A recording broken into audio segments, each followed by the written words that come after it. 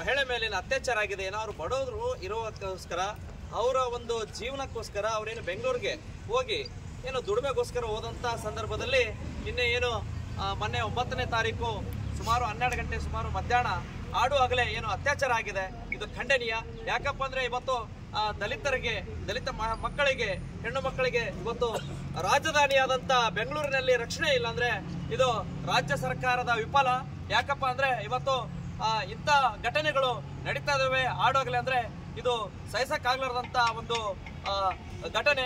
ಯಾಕಪ್ಪ ಅಂದ್ರೆ ಇನ್ನು ಮಹಿಳೆಯರಿಗೆ ಇಂಥ ಘಟನೆಗಳು ನಡೀಬಾರ್ದನ್ನ ಒಂದು ನಿಟ್ಟಿನಲ್ಲಿ ಉದ್ದೇಶದಲ್ಲಿ ನೇರವಾಗಿ ಸರ್ಕಾರಕ್ಕೆ ನಾವು ಎಚ್ಚರಿಕೆಯನ್ನು ನೀಡ್ತಾ ಇದ್ದೀವಿ.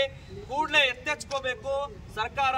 ಇಂಥ ಘಟನೆಗಳಿಗೆ ಇನ್ನು ಮುಂದೆ ಏನಾದರೂ ಆದ್ರೆ ಇದು ರಾಜ್ಯದಲ್ಲಿ ದಂಗೆ ಏಳುವಂತ ಕೆಲಸಕ್ಕೆ ಮುಂದಾಗಬೇಕಾಗುತ್ತೆ.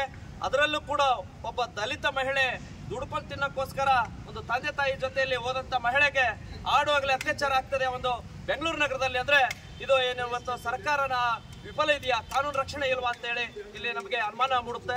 ಯಾಕಪ್ಪ ಅಂದ್ರೆ ಇವತ್ತು ಯಾವುದೇ ಒಂದು ವಿಷಯದಲ್ಲಿ ಯಾವುದೇ ಒಂದು ವರ್ಗದಲ್ಲಿ ಮಹಿಳೆಯರಿಗೆ ರಕ್ಷಣೆ ಇಲ್ಲದೇನೆ ಓಡಾಡುವಂತ ಪರಿಸ್ಥಿತಿ ಉದ್ಭವ ಆಗ್ತದೆ.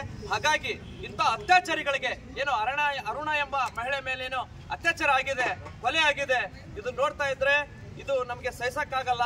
ಹಾಗಾಗಿ ರಾಜ್ಯ ಸರ್ಕಾರಕ್ಕೆ ಈ ಮೂಲಕ ಮನವಿ ಮಾಡ್ಕೊಳ್ತೀವಿ.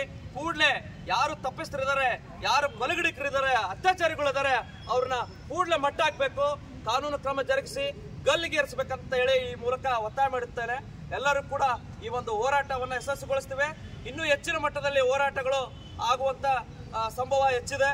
ಕೂಡಲೇ ಅಂತ ತಪ್ಪಿಸ್ತರ ವಿರುದ್ಧ ಕ್ರಮ ಜರುಗಿಸಬೇಕಂತೇಳಿ ಈ ಮೂಲಕ ಮನವಿ ಮಾಡ್ಕೊಳ್ತೀವಿ. ಜೈ ಭೀಮ್.